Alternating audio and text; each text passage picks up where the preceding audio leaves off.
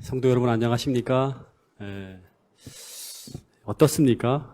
교회 참 딱 들어오자마자 우리 교회가 아니라 다른 교회란 생각이 들지 않으셨습니까?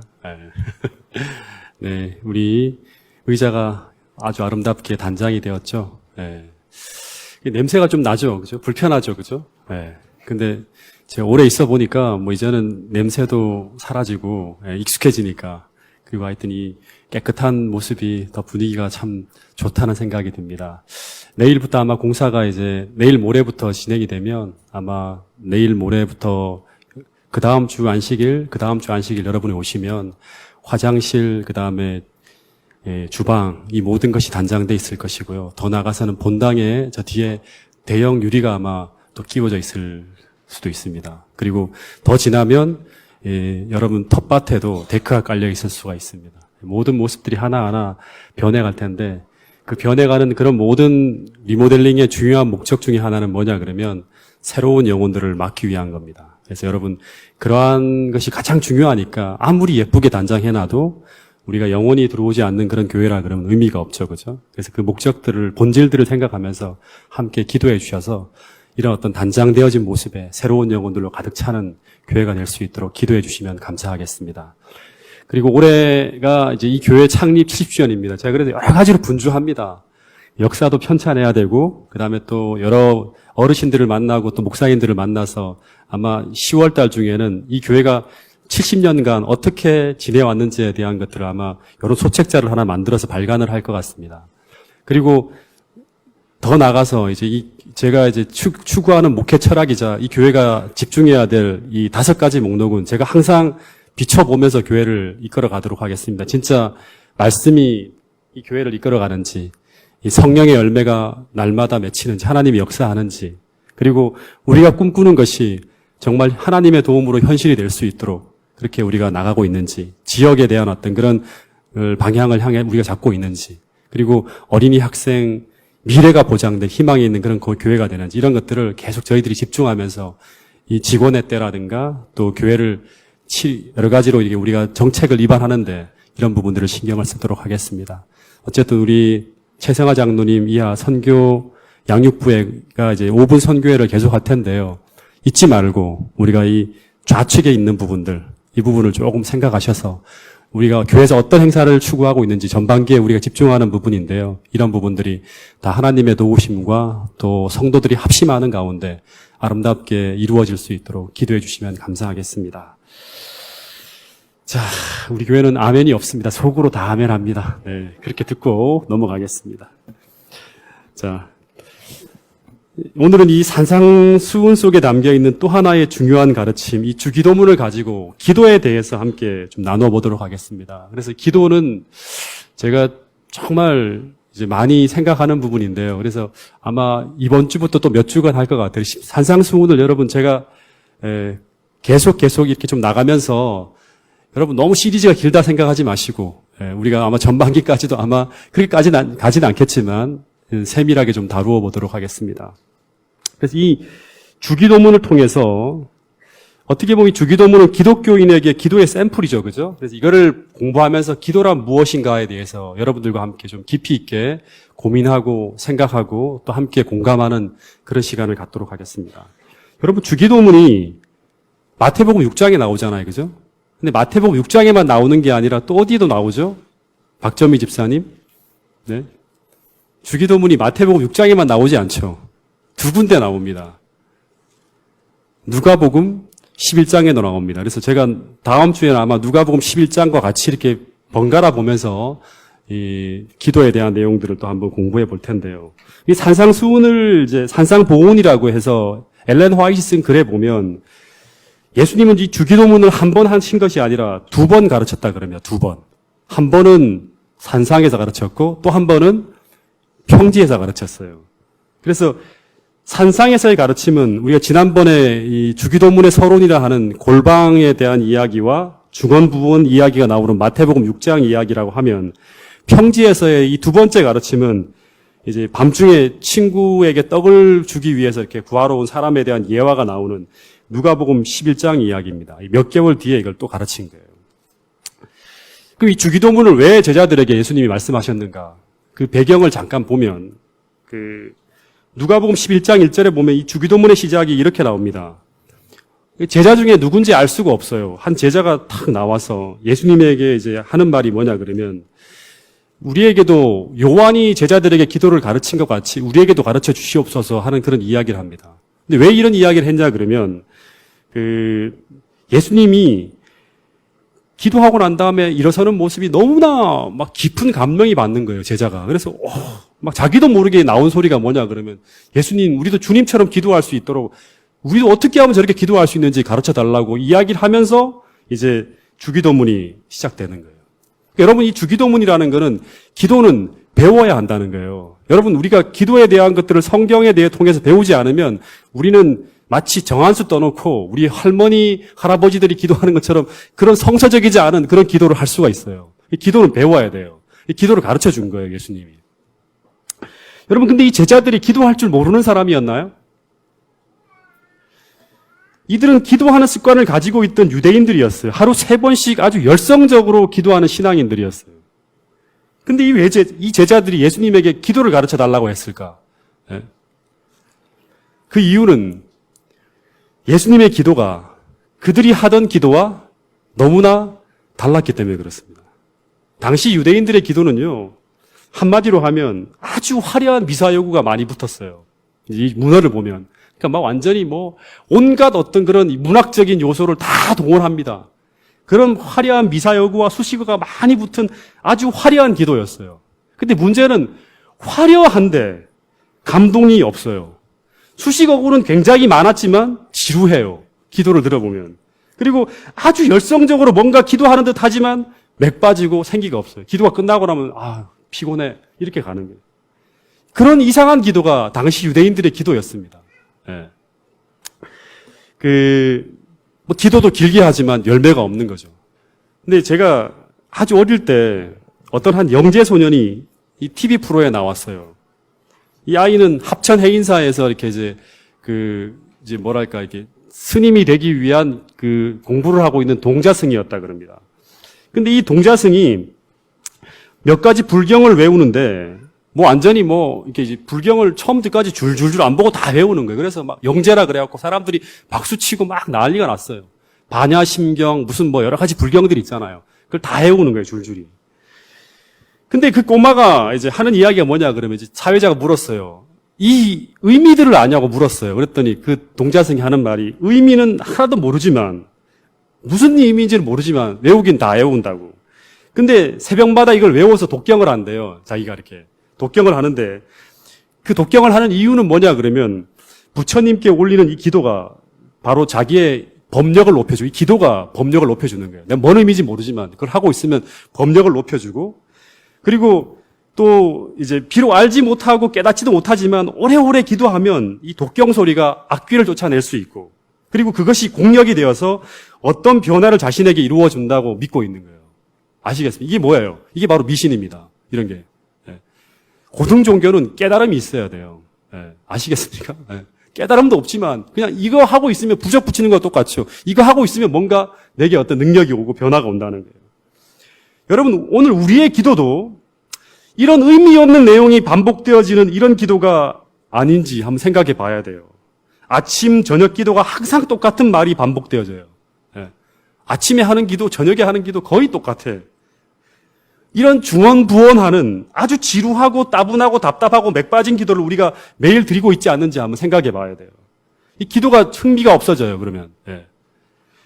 그러나 이 기도하면, 그렇게라도 기도하면 그 기도 시간과 그 반복하는 기도 내용이 우리에게 영력을 높여주고 마귀를 몰아내고 내게 어떤 변화를 이루어준다고 믿고 있는 사람들이 기독교인 가운데 참 많다는 거예요. 여러분 공감하지 않습니까? 그렇지 않습니까? 여러분 중요한 포인트 하나 가르쳐 드릴게요. 기독교의 기도는요, 하나님과 교제하고 교통하는 거예요. 이게 제일 중요합니다. 우리는 우상에게 기도하는 게 아니에요. 우리는 이 기도를 통해서 하나님과 교제하고 교통하는 거예요. 근데 기도가 하나님과 교통하지 못하면, 내가 하는 기도가 하나님과 교통하지 못하면 그 기도는 마치 이런 우상을 향해서 의미 없이 공허하게 떠드는 것과 다를 바가 없는 거예요. 그리고 그런 기도에는요, 기도의 열매가 없습니다. 열매가 없어요. 기도하고 난 다음에도 답답해요, 여전히. 기도하고 난 다음에도 여전히 힘들어요. 마음의 고통이 하나도 해결이 안 돼. 예. 다시 말해서 기도하기 전과 기도 후에 아무런 변화가 없다는 거예요. 예. 이런 기도는요. 그것이 바로 예수님이 마태복음 6장에서 얘기한 중언부언하는 기도고요. 큰 길가에서 의미 없이 하나님을 향해 떠드는 것이 아니라 그냥 사람들 앞에 떠드는, 하나님과 교제하고 교통하지 못하는 의미 없는 기도들이 바로 그런 기도들이에요. 다. 여러분, 제가 이 이야기를 아마 제가 부임했을 때 몇 개월 후에 이 주기도문에 대한 이 설교를 하면서 한 번 했어요. 제가 기도의 가장 이 모델로 생각하는 내용이 바로 이 부분이에요. 저는 시대소망의 한 글귀를 이거를 거의 애웠어요. 여러 번 반복하면서. 너무너무 제 마음에 와닿아서. 예수님이 기도하는 장면이 나와요. 침례 받으시는 장면 가운데. 거기 보면 예수님이 침례를 받고 난 다음에 탁 나오셔서 강바닥에 탁 엎드려요. 그런 다음에 기도로 자기의 마음을 하나님께 토로하는데 얼마나 열정적으로 기도했는지 이 엘렌 화이트이 적어놓은 글에 보면 마치 그의 시선이, 예수님의 시선을 이렇게 엘렌 화이트이 받는가 봐요. 근데 마치 시선이 하늘을 꿰뚫는 듯 했다 했어요. 막 얼마나 강렬하게 하는지. 예. 그렇게 묘사했어요. 그리고 시대의 소망에 보면 천사들은 전에 이러한 기도를 들어본 적이 한 번도 없었대요. 한 번도 이렇게 기도하는 사람들의 소리를 들어본 적이 없었대요. 그리고 이 기도를 듣자마자 갑자기 천사들이 동요하기 시작하는 거예요. 뭔가 하나님이 응답을 내려야 되는데 내가 움직여야 되는데 하나님의 답이 안 떨어지는 게 막 동요하기 시작하는 거예요. 예수님께 위로의 기별을 이 기도에 응답하고 싶어갖고 막 간절했다는, 갈망했다는 그런 이야기가 나옵니다. 그리고 침례 요한이 이 예수님의 모습을 보면서 어떤 내용을 했냐면 한 간구자로서 아버지께 간압을 받기 위해서 우리의 기도가 간압을 받아야죠. 그죠? 눈물로 흘리며 간절히 기도하는 걸 보고 굉장히 깊은 감명을 받았다는 기록이 있습니다. 그리고 이 기도의 응답으로 무슨 일이 벌어집니까? 이 기도의 응답으로 성령이 비둘기같이 쫙 내려오는 거예요. 다시 말해서 저기서 중요한 걸 하나 깨달았는데요. 올바른 기도에는 반드시 하나님과 교통하는 성령의 역사가 있다는 거예요. 아시겠습니까? 우리가 예수님처럼 기도해서 우리의 기도가 간합되어지면, 하나님과 교통이 이루어지면 올바른 기도에는 반드시 무슨 답이 있냐 그러면 성령이 임재하는 거예요. 아시겠어요? 기도의 후에 벌어진 게 성령의 임재잖아요. 두 번째는 뭐냐 그러면 하나님의 음성이 들려오는 거예요. 다시 말해서 올바른 기도 후에 기도를 통해서 우리는 하나님과 교통하면 하나님의 음성이 들려온다는 거예요. 이게 모든 사람에게 적용되는 거예요. 예수님 한 사람에게 적용되는 게 아니에요. 아시겠습니까? 다시 말해서 침례를 받자마자 비둘기가 하늘에서 내려오고 이는 내 사랑하는 아들이요 내 기뻐하는 자라는 하나님의 음성이 들려오는 것이 아니라 주님이 정말로 이런 간절한 하늘을 향해 부르짖는 기도의 응답으로 이런 일들이 벌어졌다는 거예요. 아시겠습니까? 성령이 역사하고 하나님의 음성이 들려오는 거예요. 그래서 이 제자들이 예수님의 이런 기도의 모습을 침례식에만 한 번만 본 것이 아니라 늘 따라다니며 본 거예요. 그럼 제자들이 발견한 한 가지 중요한 사실이 뭐냐 그러면 예수님은 언제나 기도하기 전과 기도하고 난 후가 너무나 다르다는 거예요. 기도하기 전에는 진짜 얼굴이 막 힘들어갖고 너무너무 답답한 마음으로 들어가지만 기도가 끝나고 난 다음에는 다른 거예요. 여러분 한나의 기도도 보셨죠? 한나가 성전에 올라가기 전에는 막 답답해서 막 죽을 것 같은 마음으로 막 분이나 때문에 속상해서 올라갔지만 성전에 내려올 때는 어떻게 됐어? 얼굴에 근심빛이 없더라. 다 똑같은 거예요. 예. 여러분 기도한 후나 기도하기 전이나 똑같은 경우가 우린 너무나 많아요. 예. 그러니까 성령의 역사나 하나님의 음성을 우리가 듣지 못하고 있다는 그런 기도를 하고 있다는 증거예요. 이 기도하면 뭐 하나? 이렇게 되는 거예요. 예. 여러분 기도를 어떤 사람은 1시간, 2시간, 3시간 하죠. 그 사람은 무슨 인내력이 커서 그렇게 하는 게 아니에요. 기도에는 뭐가 온다? 성령이 역사하는 거예요. 그러면 성령의 열매 중에 하나가 뭡니까? 희락이죠. 즐거움이에요. 하나님과 교통하면서 마음의 문제가 해결되어지고 좋은 사람과 만났을 때 깊은 그 시간을 헤어지기 싫어서 오랜 시간 기도하는 그러한 기쁨들을 믿음의 영웅들이, 옛날 믿음의 손자들이 맛본 거예요. 여러분 오늘 우리에게도 이런 기도의 즐거움을 맛볼 수 있는 그런 참되게 하늘과 교통하는 기도의 역사가 성도 여러분의 한 분 한 분의 그런 기도하는 자리에서 일어날 수 있게 되기를 간절히 바라겠습니다. 이 자신들도 이런 기도를 하고 싶은데 어떻게 하면 좋을지 묻게 되죠. 그리고 그 기도에 대한 비밀을 설명해 주는 것이 바로 주기도문의 이야기입니다. 예. 여러분, 다시 한번 이야기하겠습니다. 기도에 대해 첫 번째 기억해야 될 첫 번째 교훈은 기도는 주문을 외우는 것이 아니에요. 우리가 계속 같은 이야기 반복하고 있다. 그러면 우리는 기도에 대해 뭔가 문제가 있는 거예요. 10년 기도한 내용이나 똑같아, 언제나. 그러면 안 되는 거예요. 예. 여러분, 주문을 외우는 게 아니라 살아계신 하나님과 교제하고 교통하는 것이다. 여러분, 이 점을 버려서는 안 돼요. 예. 그리고 그 교제하고 교통하는 결과는 반드시 뭔가 열매가 있어요. 허공을 치는 게 아니에요. 그 첫 번째는 성령의 역사고, 두 번째는 하나님의 음성을 듣는 거라는 거. 되게 중요한 겁니다. 예. 이것이 이루어지지 않으면 기도하기 전과 후가 차이가 없어요. 우리 하늘의 신선함과 생기와 영적 활기를 얻을 수 없는 거예요. 그러니까 우리가 신앙생활하면서 변화가 없다. 아무런 변화가 없다는 것은 바로 이 기도에 문제가 있는 것이 대부분이에요. 예. 여러분, 이제 이 주기도문 본문으로 한번 들어가 보도록 하겠습니다. 예수님이 제자들에게 너희는 이렇게 기도하라고 하면서 기도 속에 담겨야 될 형식과 이 컨텐츠를 소개하면서 첫 시작에 무슨 말이 나오냐 그러면 첫 시작이 뭐죠? 자, 한번 읽어보겠습니다. 시작.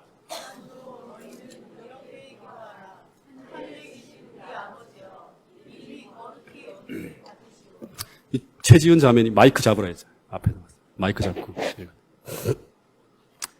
여러분, 이 말이 뭐예요? 처음에 시작이 하늘에 계신 우리 아버지여라고 기도하라 그럽니다.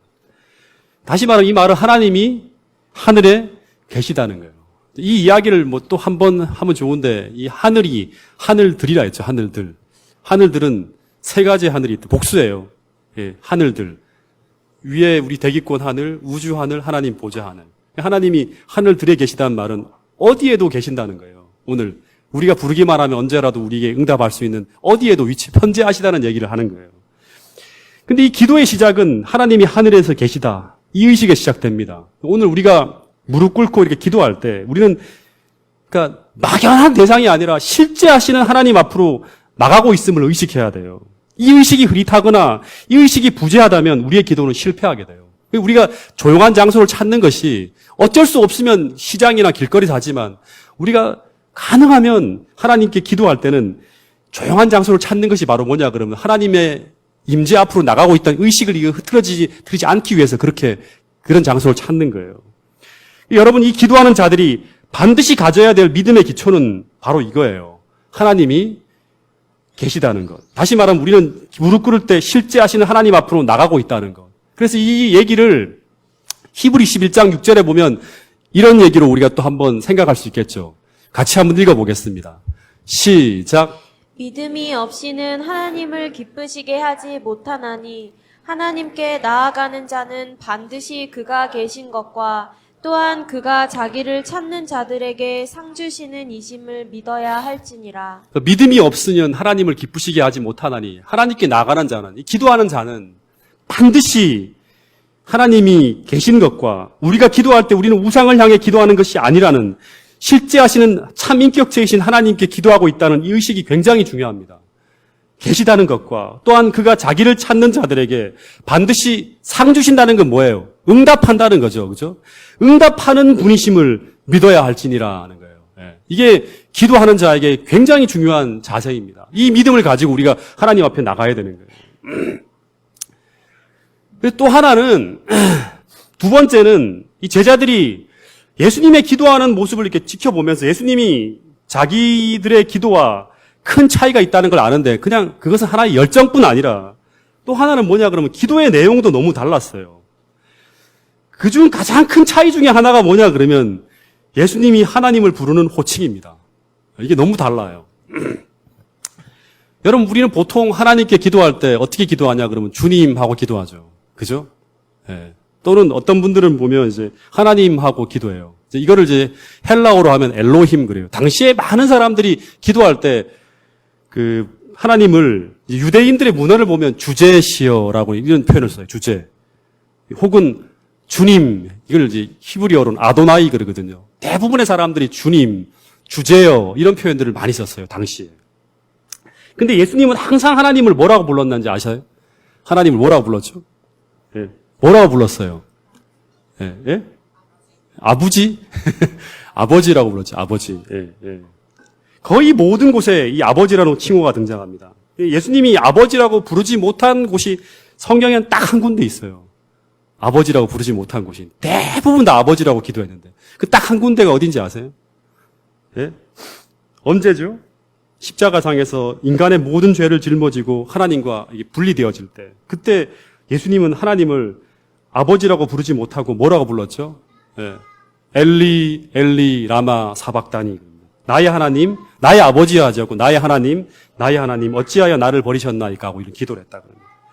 이때만 하나님을 아버지라고 부르지 못하시고 그 모든 부분에 이 한 가지 예외를 빼놓고 모든 부분에 예수님은 언제나 항상 기도 시간에 하나님을 아버지라고 불렀어요. 여러분 근데 이 아버지라고 부르는 이게요. 당시 사회에서는 정말 특별한 일이었다 그럽니다. 어떤 신학자는 이제 유대 문헌을 다 뒤져보고 난 다음에 내린 하나의 결론이 뭐냐 그러면 예수님 당시에 하나님을 아버지라고 부른 사람은 예수님 외에 없었대요. 다 뒤져봐도. 왜냐하면 하나님은 유대인들에게는 너무나 멀리 떨어져 있는 초월적 존재예요. 이 거룩한 존재이기 때문에 하나님을 아버지라고 부르는 것은 굉장히 불경해요. 그래서 구약 성경 도초에서는 하나님을 아버지라고 부르는 곳이 있지만 유대인들은 이거를 쓸 수가 없고 감히 어떻게 이 죄인이 더러운 죄인이 하나님을 아버지라고 부를 수 있느냐 하면서 이렇게 그런 어떤 의식들이 유대 사회의 대부분에 지배하고 있던 그런 의식이었다 그럽니다. 근데 시편에는 뭐라 그러고 이거 한번 읽어보겠습니다. 자, 시편 89편 26절 시작. 그가 내게 부르기를 주는 나의 아버지시요 나의 하나님이시요 나의 구원의 바위시라 하리로다. 예, 시편 103편 13절에도 아버지가 자식을 긍휼히 여긴 거죠. 구약이죠, 그죠? 여호와께서 자기를 경외하는 자를 긍휼히 여기시나니 그리고 이사야 9장 6절에도 예수님을 영존하시는 아버지라고 했습니다. 그래서 하나님을 아버지라 부르는 거예요. 그리고 이사야 63장 16절에도 주는 우리 아버지시라 하는 거예요. 아버지시라. 주는 우리 아버지시라. 이 모든 구약 도처에 아버지라고 부르고 있었지만 유대인들은 그걸 쓸 수가 없는 거예요. 하나님에 대한 의식 자체가 너무 멀기 때문에. 근데 예수님이 이 하나님의 호칭을 아버지 정도보다도 엄청 더 나가서요. 당시엔 거의 충격적인 어떤 그런 호칭을 사용했어요. 그게 뭐냐 그러면 예수님은 기도할 때 아버지 정도로 부르지 않고 뭐라 그러냐 그러면 자, 읽어보겠습니다. 마가복음 14장 36절 같이 한번 읽어보겠습니다. 시작. 이르시되 아빠 아버지여 아버지께는 모든 것이 가능하오니 이 잔을 내게서 옮기시옵소서. 예, 예수님이 겟세마네 동산에서 아버지께 기도할 때 뭐라고 기도했다? 아빠라고. 이 원어상에는 아람어로 아바 아버지였다. 아바 아버지. 아바. 그리고 실제로 누가복음 11장 2절에서 예수님이 주기도문을 가르쳐 주실 때 너희는 기도할 때 이렇게 기도하라 하면서 원래 아람어 원문에는요. 하늘에 계신 아버지여라고 기도하는 게 아니라 하늘에 계신 아바 아버지여라고 기록되어 있다 그럽니다. 그러니까 이 아바 아버지여라고 너희들은 하나님께 기도하라고 원래 아람어 원문에는 그렇게 적혀 있대요. 이 아바 아버지가 뭐예요? 이거는 이제 아람어로 아바라는 말은 아빠란 말이에요. 아빠. 그러니까 그렇게 엄숙한 시대, 진짜 엄한 시대에 예수님은 하나님을 그 시대의 정서와는 전혀 다른 너무나 친밀한 모습으로 지금 소개하고 있는 거예요. 당시 호칭 하나가 그 사회를 뒤흔들 만큼의 혁명적인 가르침이 바로 이 호칭의 등장이었다 그럽니다. 여러분, 저희 아버지와 제 나이 차이가 45이라고요. 저는 평생 아버지를 아빠라고 불러본 적이 없습니다. 한 번도 불러본 적이 없어요. 한 번 너무나 불러보고 싶어갖고, 이제 나중에 친구들은 다 아빠라고 부르는데 왜 나 혼자 아버지야?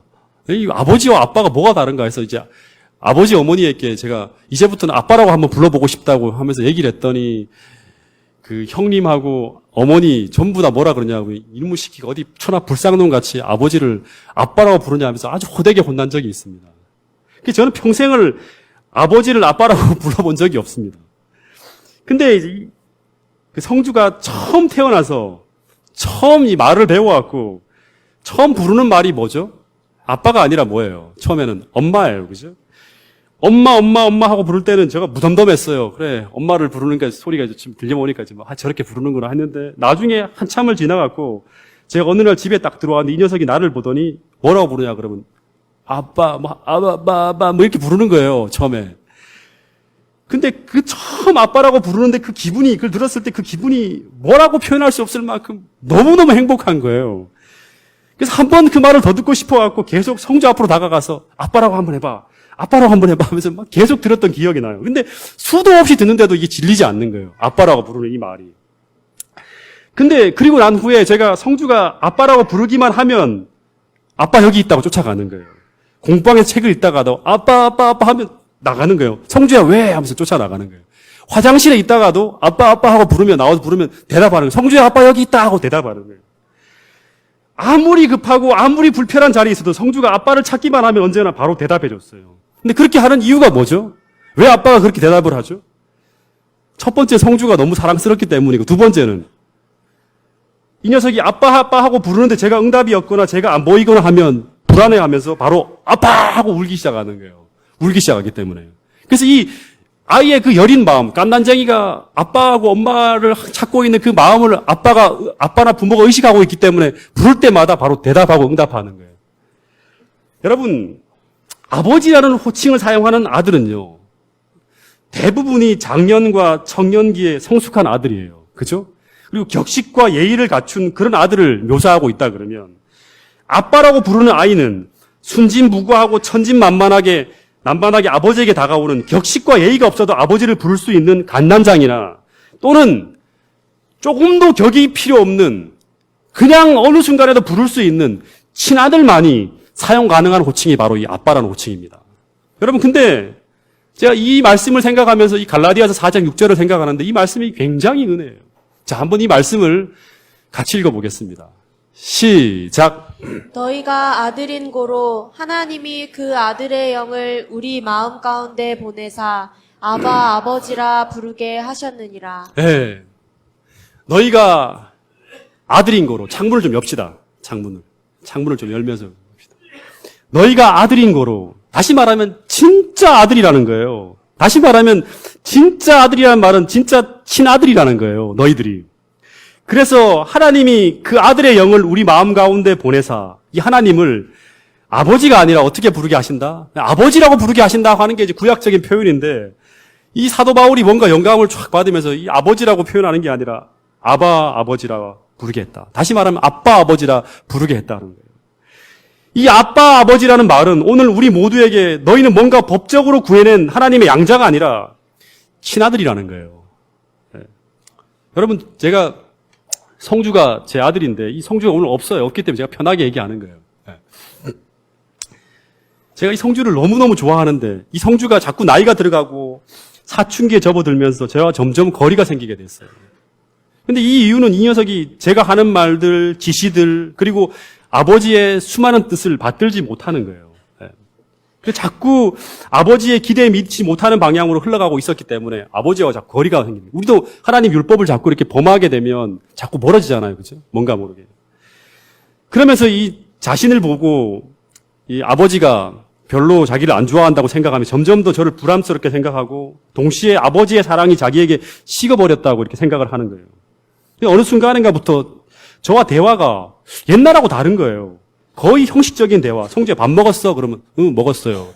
그러면 공부 좀 해라. 그러면 네 하고 안 해.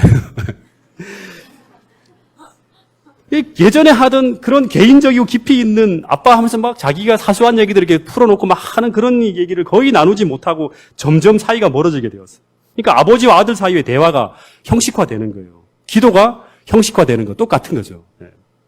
그러다 얼마 전에 제가 성주와 제 사이에 뭔가 이상이 생겼다는 걸 느끼고 제가 그것을 회복하려고 이야기를 막 시도하는데 제가 너무나 서툴러요, 이게. 말하는 게. 또 제 마음을 성주에게 표현하려고 몇 번을 시도하는데 제가 성주를 사랑한다고 하는 그 사랑 고백이 너무나 쑥스러워하고 잘 표현을 못하고 우회적으로 자꾸 하다 보니까 전달이 안 되는 거예요, 이게. 자꾸. 그러다 보니까 옆에서 지켜보던 성주 엄마가 속이 터져갖고 성주 엄마가 나서서 이제 여행을 하며 혹은 조용한 숲길을 걸어가면서 수시로 아빠가 너를 얼마나 사랑하는지 아니? 성주야, 너를 얼마나 진심으로 좋아하는지 아니? 아빠가 이렇게 했어. 이런 말을 했어. 하면서 계속 수시로 이 너에 대한 사랑이 얼마나 큰지, 아빠가 너를 이렇게 생각하고 있다 하면서 수시로 이야기하면서 성주가 다시 아빠의 사랑을 느끼게 되도록 계속 무던히 옆에서 이렇게 중재자 역할을 하는 거예요. 근데 제가 성경을 보니까 똑같이 성령 하나님이 우리가 아버지 사랑이 안 보이잖아요. 그죠? 성령 하나님이 똑같이 그 아버지의 사랑을 우리에게 보여주기 위해서 이 성주 엄마처럼 수시로 성경을 읽을 때나 기도할 때나 우리가 아버지를 그냥 아버지가 아니라 아빠 아버지라고 부를 수 있도록, 다시 말해 우리가 데려온 자식이 아니라 정말 너희는 예수께서 생명을 바쳐 살린 하나님이 가장 사랑하는 친자식이라는 사실을 느껴달라고 우리에게 호소하는 거예요. 여러분, 이 사랑이 성경을 통해서 우리 마음에 느껴져야지만 비로소 우리는 우리의 마음을 하나님 앞에 수시로 무시로 터놓을 수 있는, 진실하게 진심으로 기도할 수 있는 사람이 되는 거예요. 이 사랑을 못 느끼면 계속 피상적으로 가는 거예요. 여러분, 이 갈라디아 4장 6절은 우리에게 복음입니다. 정말 엄청난 복음이에요. 제가 나이가 지금 이 40대 중반을 넘어가고 있습니다. 46살인지 45살인지 모르겠습니다. 제 나이가. 근데 이 다 큰 중년 아저씨가 아직도 살다가 힘든 일 그냥 피하고 싶고 도망치고 싶고 그냥 모든 상황이 다 이렇게 포기하고 싶은, 무너져 버리고 싶은 그런 상황에 놓여 있을 때 제게 나타나는 모습을 제가 보면요, 제가 그냥 교회로 뛰어 올라갑니다. 그리고 어린아이처럼 우는 거예요. 40이 넘어서 50을 바라보는데도 이 깐난쟁이가 아버지 앞에서 우는 것처럼 우는 거예요. 그냥 본당으로 올라가서 무릎을 꿇고 아무 말도 없이 그냥 옛날 제가 아버지 앞에서 그랬던 것처럼 무릎 꿇고 펑펑 울어요. 아무 말도 못하고 그냥 계속 아무 말도 안 해. 아버지 하고 계속 울기만 하는 거예요. 무슨 말이 필요 없고 설명이 필요 없어요. 그냥 이 말을 들으면 아버지 제가 너무 힘들어요 하는 그런 걸 아버지가 느낄 것 같아요. 펑펑 울고 있으면 그냥 아버지가 이 멍들고 아프고 찢어진 마음을 다 하시는 아버지께서 아무 말도 안 했는데 그냥 너무 서러워서 우는데 그냥 1시간, 2시간이 지나면 서로 간에 말이 없더라도 계속 정서적인 교통이 이루어지는 거예요. 계속 오고 가고 하면서 교통이 이루어지다가 가만히 하나님께서 품에 저를 안으시는 것 같아요. 그리고 나면 한없는 은혜를 제가 느끼다가 그 자리에 일어섭니다. 얘기를 안 했어요. 그냥 울기만 하는 거예요. 아버지하고 계속 울기만 하는 거예요. 어떤 날은 아무도 없는 교회에서 세수도 안 해요. 거울도 안 보고 양말도 안 신고 심지어는 안경도 안 쓰고 밤새 고민하다가 교회로 올라가는 거예요. 아버지가 계신 곳으로 올라가는 거예요. 40이 넘었지만 마치 철없는 꼬마가 세상에서 만신창이가 되어서 고향에 계신 아버지를 찾아가는 것처럼 그 아버지가 계신 그 자리로 달려가 있으면 언제라도 아버지가 거기 계시잖아요. 그죠? 동일한 아버지가 동일한 위로를 가지고 저를 위로하기 위해 거기 계시다는 걸 제가 느끼는 거예요.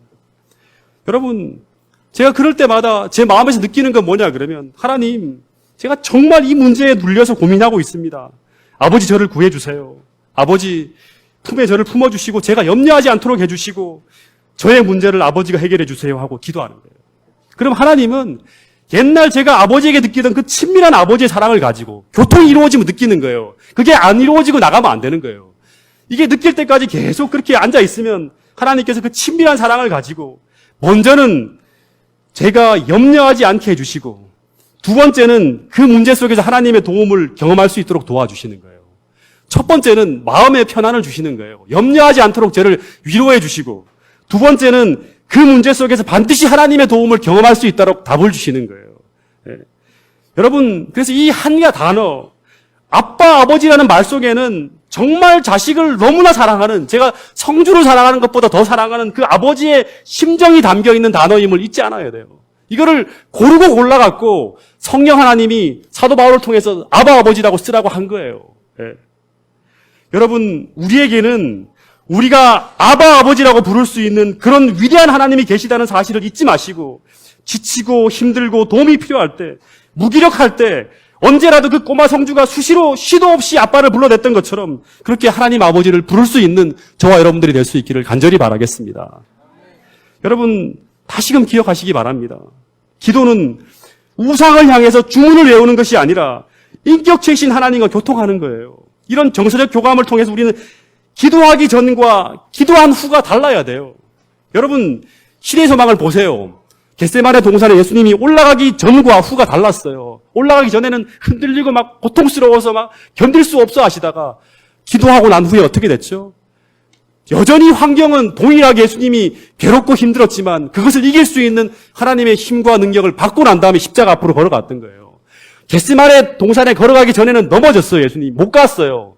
기도하고 난 후에 힘과 은혜를 경험했던 것처럼 동일하게 거대한 문제 앞에서 우리도 그걸 이길 수 있는 이 영적 활기와 능력을 힘입을 수 있어야 돼요.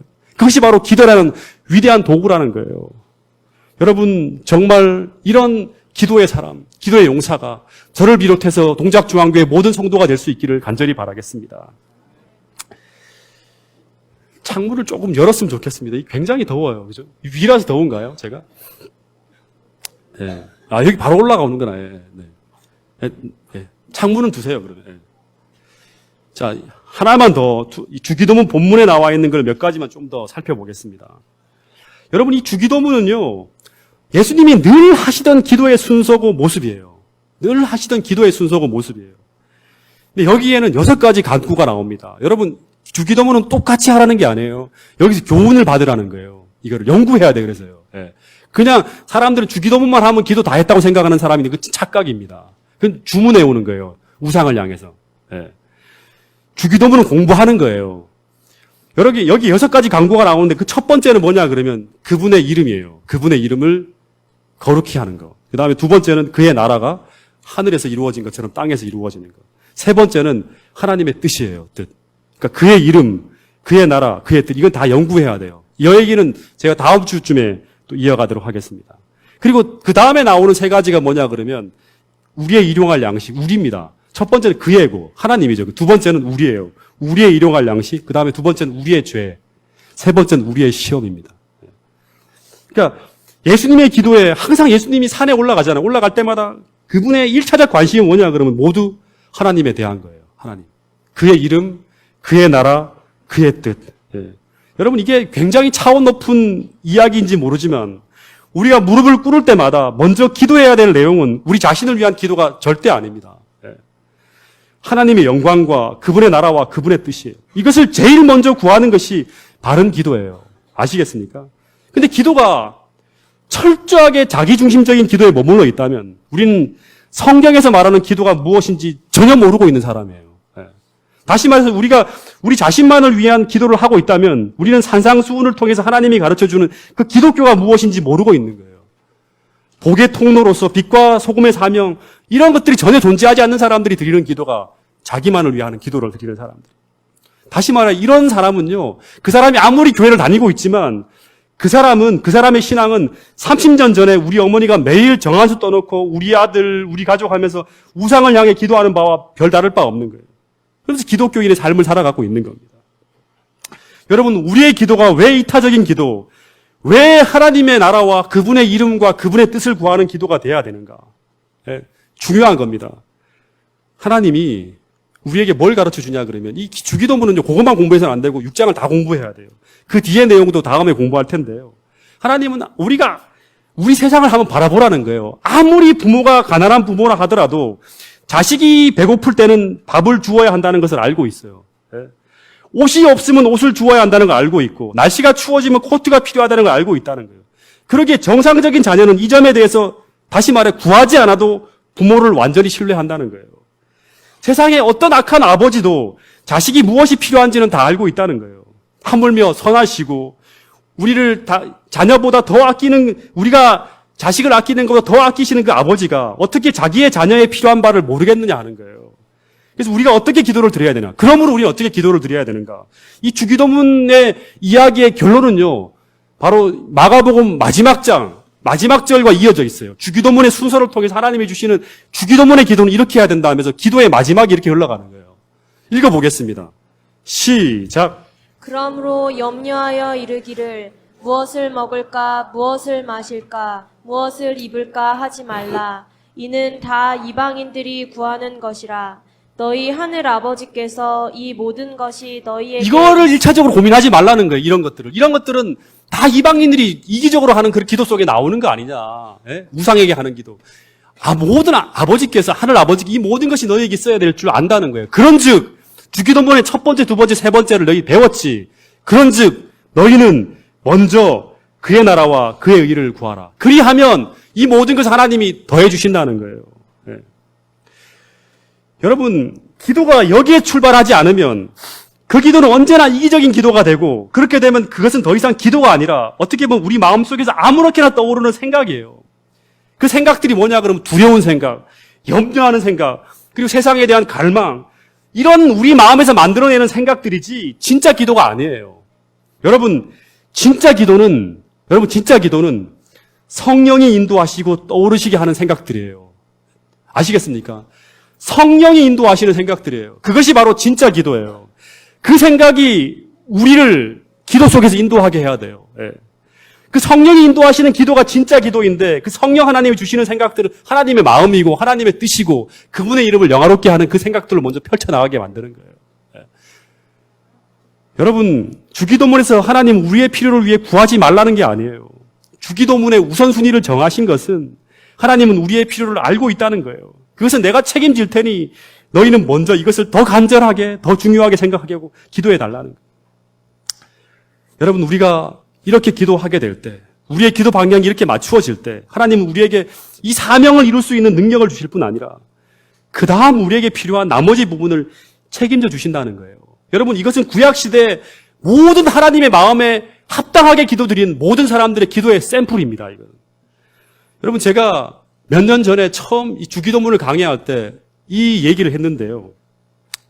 열왕기상 3장에 보면 솔로몬이 즉위하면서 아버지가 다윗이 세운 나라 뒤에 이제 자기가 이제 왕이 돼야 되는데 너무나 자기가 부족한 거예요. 그래서 어떻게 하죠? 솔로몬이 1장, 2장에는 지심대로 하다가 3장에서 도저히 안 되겠어서 어떻게 하죠? 기브온 산당으로 찾아가요. 거기서 뭘 합니까? 1,000번제를 드려요. 하나님 앞에 간절한 마음으로 1,000번제를 드리며 최선을 다하는 마음으로 하나님 앞에 예배할 때 하나님이 드디어 아버지에게 나타난 것처럼 자기에게 나타나서 물어요. 꿈에 나타나서 물어요. 솔로몬아, 내가 너에게 무엇을 줄까? 너는 구하라 그래요. 시험이죠. 이게 테스트입니다. 구하라 그러니까 솔로몬이 구하는데 뭐라고 구하죠? 제가 아버지 다윗을 대신해서 왕이 되게 하셨사오나 종은 뭐다? 아이라. 출입할 줄을 알지 못하는 어린아이와 같다는 거예요. 간단아이 같다는 거예요. 근데 제게 이 수많은 백성들을 다스려야 되는데 이 너무나 많아서 이 사람들을 셀 수도 없는 이 백성들 제가 어떻게 다스립니까? 하면서 주님 제게 듣는 마음을 종에게 주사 주의 백성을 잘 재판할 수 있도록 이 나라를 잘 통치할 수 있도록 그런 하늘의 지혜를 주십시오라고 기도해요. 여러분, 이 기도는 주기도문이에요. 먼저 그의 나라와 그의 일을 먼저 구하는 아주 이타적인 기도예요. 이 기도를 하나님이 쫙 들으시고 난 다음에 하나님의 말씀이 우리 안에 있고 내가 너희 안에 있고 너가 내 안에 있으면 무엇이든지 원하는 대로 구하라. 하나님이 함께 하신다는 게 바로 이 요한복음에 나와 있는 하나의 약속이죠. 똑같이 하나님께서 열왕기상 3장 11절에 보면 이 기도를 듣고 난 다음에 솔로몬이 이것을 구하매 먼저 그의 나라와 그의 일을 구하매 이 말씀이 주의 마음에 든지라. 주기도문의 순서에 딱 맞은 거예요. 너희는 먼저 그의 나라, 하나님 나라와 이스라엘과 그리고 그의 의, 이 하나님 나라가 정의와 공의와 하나님의 사랑으로 통치하고 싶어하는 이 말이, 이 구하는 기도가 딱 맞은 거예요. 이 하나님이 그에게 이르되 내가 자기를 위해 장수하기를 구하지 아니하고 부도 구하지 아니하고 자기 원수의 생명을 멸하기도 구하지 아니하고 오직 송사를 듣고 분별하는 지혜를 구하였으니 그 다음에 열왕기상 3장 12절 13절 같이 읽어보겠습니다. 시작. 내가 내 말대로 하여 내게 지혜롭고 총명한 마음을 주노니 내 앞에도 너와 같은 자가 없었거니와 내 뒤에도 너와 같은 자가 일어남이 없으리라. 그 다음에 중요해요. 그 다음에 내가 구하지 아니한 이 말이 진짜 감동적이에요. 이게 신약 성경의 얘기에 딱 통하잖아요. 내가 구하지 아니한 너희는 먼저 그의 나라와 그의 의를 구하면 이 모든 것을 다 준다는 그게 바로 뭐예요? 더해지는 게 바로 뭐냐 그러면 부귀와 영광도 내게 준다는 거예요. 구하지 아니한 내 평생의 왕들 중에 너와 같은 자가 없을 것이라.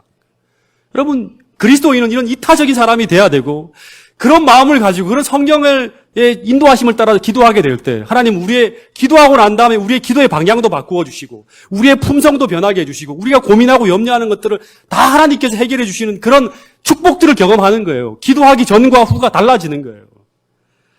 여러분, 이것이 주기도문의 공식이고 이게 산상수훈의 공식입니다. 우리가 주기도문의 방식을 따라서 먼저 그의 나라와 그의 일을 더 중요하게 구하게 될 때 하나님은 우리가 구하지 아니한 나의 삶과 내 문제를 해결해 주신다는 거예요. 여러분, 이 기도가, 열왕기상 13장의 기도가 저는 처음에 솔로몬이 굉장히 위대한 특별한 기도인 줄 알았어요. 근데 이 특별한 기도가 아니라 모든 그리스도인들은 이렇게 기도해야 된다는 거예요. 모든 그리스도인들은. 왜냐하면 이것이 바로 예수님께서 모든 그리스도인들에게 가르쳐 주신 주기도문의 공식이기 때문에 그렇습니다. 여러분, 욥기서에도 보면 욥이 자기 문제에만 매몰될 때는 자신의 문제가 점점 더 얽혀갔어요. 욥이 다 잃어버렸죠. 가축도 잃어버리고 자식도 잃어버리고 재산도 잃어버리고 다 잃어버렸어요. 그래서 하나님, 이 문제를 어떻게 합니까? 하나님, 내가 왜 이런 문제가 생겼습니까? 하면서 계속 자기 문제에만 매몰될 때는 이 문제가 점점 더 얽혀가요. 그런데 그가 하나님을 만나죠. 그죠? 만난 다음에 하나님의 마음과 뜻을 이해합니다. 다시 말하면 기도를 통해서 하나님을 만나는 거예요. 그래서 옛날에는 하나님, 제가 귀로만 듣다가 이제는 하나님을 눈으로 봅니다. 다시 말하면 더 명확하게 봅니다. 귀로도 듣고 눈으로 보는 거예요. 하나님이 어떤 마음이고 어떤 분인지를 이해하게 되는 거예요. 그런 다음에 욥이 자기 문제를 위해서 기도하지 않고 어떻게 기도합니까? 친구들을 위해 기도할 때 다시 이타적으로 기도하는 거죠. 더 이상 자신의 문제에 매달리는 것이 아니라 세상의 빛과 소금의 사명을 생각하는 거죠. 그렇게 기도할 때 여호와께서 그 다음에 어떻게 합니까? 욥의 공경을 돌이키시고 여호와께서 욥에게 이전 모든 소유보다 갑절을 주신지라 이 모든 것을 더해 주시는 거예요. 욥이 구하지 아니한 것들을 다 만회해 주시는 거예요. 훨씬 더 많이, 배로, 이상으로.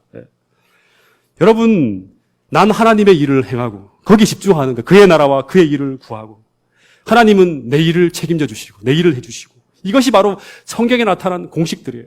사람들은 계속 더 이타적으로 나가는 거예요.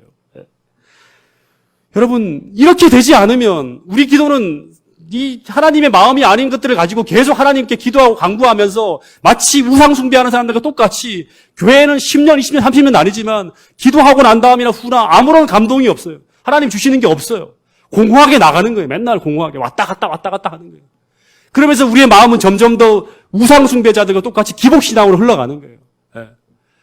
여러분, 그것이 아니라 우리는 세상에서 훨씬 더 멋진 그런 사람이 돼야 돼요.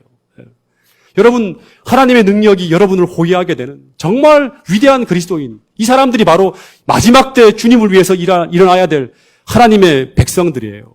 일어나라 하나님의 영광을 발해야 될 사람들. 여러분, 전깃불이 우리나라에 들어온 지 얼마 안 되었을 때 일이에요. 시골에 살고 있는 노인이 서울에 있는 아들의 집에 왔다가 밤에 전깃불을 처음 보게 되었대요. 그러니까 내가 볼 때 1900만 언제예요? 해방 전인가요? 근데 딱 처음 보니까 밝기가 막 호롱불에 한 거의 100배 이상 되잖아요. 와, 밝은 거 보면서 웬 대낮이, 밤인데 대낮처럼 이렇게 태양이 떠 있나 하면서 막 깜짝 놀라갖고 그날 밤에 그 전깃불 보면서 밤에 잠을 못 잤대, 이 노인이요. 그래서 그 이튿날 저녁에 이제 아들이 직장에 나가고 난 다음에 그 어둠을 대낮같이 밝혀주는 그 전깃불이 도대체 무엇인지 알고 싶어서 자세히 들여다보는 거예요. 그러니까 전구가 있고 그다음에 뭐가 있어요? 소켓이 있고 전기줄이 있는 거예요. 그래서 이게 전부인 줄 알았어요, 이 노인네가. 전구가 있고 소켓이 있고 전기줄이 있고 그게 다 보이는 전부잖아요. 그래서 시골로 돌아가는 길에 아들에게 부탁을 했어요. 아들아, 전구, 소켓, 이 전선 이 세 가지를 좀 사달라고. 그래서 이 아들이 아버지가 왜 그래요? 그러니까 그거 좀 사달라고 그랬더니 그걸 사가지고 왔어요, 아들이. 그래서 이게 시골로 돌아가서 이제 이 노인네가 자기가 봤던 그 휘황찬란한 전기에 대해서 동네 사람들 다 모아놓고 자랑하는 거예요. 서울에서 구경했는데 그 전기불이 완전히 태양처럼 밝았다 하면서 막, 야, 깜짝 놀랐다 하면서 침이 마르도록 자랑한 후에 그런 애들이 그게 어디 있냐 그러면 내가 오늘 보여준다고 그런 거예요. 그 전기불을. 그래서 이분이 그 햇빛과 같은 전기불을 자기가 사가지고 왔다 그러면서 이 노인이 설치를 하는 거예요. 소켓을 놓고 거기다 전구를 탁 끼우고 전기줄을 쫙 빼갖고 어디에 연결했냐 그러면 빨랫줄에다가 쫙 전선을 연결을 합니다. 감아놓고 난 다음에, 그리고 난 다음에 저녁이 되기를 기다려요. 그 저녁이 탁 됐을 때 노인네가 이제 어둡기 시작하자 이 전기불을 보여주겠다고 온 동네 사람들을 다 불러다 놓고 난 다음에 그 전기의 스위치를 탁 켰어요. 근데 서울에서는 나는 똑같은 소리와 같이 찰카닥하고 소리가 나는데 전기불이 들어오지 않는 거예요. 그래서 왜 이러지 하고 또 틀었는데 또 안 들어와. 또 틀어도 안 들어와. 계속 틀었는데 안 들어와. 여러분 왜 전기불이 들어오지 않습니까? 예? 그 이유는 이 전선을 어디에다 연결했기 때문에? 빨랫줄에 연결했기 때문이에요. 전선이 전기를 일으키는 어디까지? 발전소까지 연결되어져야지만 전기불이 들어오는데 빨랫줄에다 감아 놓으니까 전기가 들어오지 않는 거예요. 여러분 마찬가지로 이 기도도 격식은 다 갖춰도 돼요. 우리가 전깃줄, 소켓, 전선 다 갖춰 있어요. 우리가 무릎 꿇고 하고 눈을 감고 하고 손을 모으고 똑같은 형식을 따라서 심지어는 기도문까지 다 똑같이 따라서 하는 거예요. 전깃줄, 소켓, 전선을 다 갖춰 놓았다 하더라도 심지어 전기가 연결되어지는 그 스위치 켜는 소리까지 들린다 하더라도 예? 오늘 우리의 기도가 하늘 발전소까지 연결되지 않았다면 다시 말해 하나님과 교통하지 못한다 하면 우리의 기도가 하나님께 들려지지 않고 사람에게만 들려지는 땅에서만 맴도는 그런 기도를 할 수 있어요. 여러분 이런 기도는 백날하고 천날 해봐도 하나님과 교통이 이루어지지 않기 때문에 기도에서 말하는 성경에서 말하는 수많은 공식들이 안 나타나는 거예요. 우리 믿음이 없는 거예요. 그래서 기도하면 그렇게 될까 확신이 없는 거예요. 예. 왜냐 그러면 한 번도 하나님과 교통한 적이 없기 때문에. 예. 여러분 오늘 우리가 배운 대로 하늘에까지 닿는 정말 여러분의 인생에 전기불이 켜지고 세상을 밝힐 수 있는 그런 영적인 하늘 에너지가 충전되어지는 그런 기도의 사람들이 될 수 있기를 간절히 바라겠습니다. 성경 시편에 나오는 모든 기자들은 다 이렇게 기도로 하나님을 경험한 사람들의 이야기입니다. 여러분 마지막으로 이 말씀 한 절만 보고 오늘 마치도록 하겠습니다. 시편 116편 1절 2절입니다. 시작. 여호와께서 내 음성과 내 간구를 들으심으로 내가 저를 사랑하는도다. 그 귀를 내게 기울이셨으므로 내 평생에 기도하리로다. 여호와께서 내 음성과 내 간구를 들으신다 그럽니다. 여러분 들으셨다라는 이런 고백을 해야 돼요. 그죠? 들으셨으므로 내가 어떤 걸 느낀다? 하나님께서 나를 사랑하시는 걸 진짜 느끼는 거예요. 이 기도 응답이 돼야지만 하나님의 사랑을 느낄 수가 있어요. 그리고 내 기도에 귀를 기울이시는 걸 내가 듣고 있기 때문에 내가 어떻게 한다? 평생토록 기도한다는 거예요. 이런 기도를 하겠다는 거예요. 여러분 정말 성경에서 가르쳐주는 그 기도대로 그 방법대로 기도함으로 말미암아 꼭 날마다 기도 응답을 체험하시고 꼭 이 시편 기자의 고백을 우리 모두가 할 수 있는 그런 동작중앙교회 모든 성도들이 될 수 있기를 간절히 바라면서 오늘 말씀을 줄이도록 하겠습니다. 하늘아버지 오늘 기도에 대한 아주 중요한 교훈들을 가르쳐 주셔서 감사합니다. 주님 오늘 우리가 마치 우상을 향해서 허공을 치는 그러한 기도를 하는 사람들이 아니라 우리를 정말 사랑하시는 우리의 아버지 같은 그러한 하나님이 계심을 우리가 잊지 않게 하여 주시고 날마다 우리가 무릎을 꿇을 때마다 인격체이신 그 하나님과 교통하고 교제함으로 말미암아 성경에 나와 있는 모든 기자들이 경험했던 그 기도의 축복을 경험하게 하여 주시고 기도하기 전과 기도 후가 전혀 다른 모습으로 나타나지는 그러한 참다운 기도의 용사들이 될 수 있도록 축복하여 주시옵소서. 수많은 우리의 기도 제목들이 있습니다. 주님, 그 모든 것을 우리가 하나님께서 들으신다는 그 확신을 가지고 기도하게 하여 주시고 그 기도 응답의 풍성한 열매를 성령의 열매를 우리가 올 한 해 풍성히 맺을 수 있는 우리 모두가 될 수 있도록 축복하여 주시옵소서. 예수님 이름으로 기도드렸습니다. 아멘.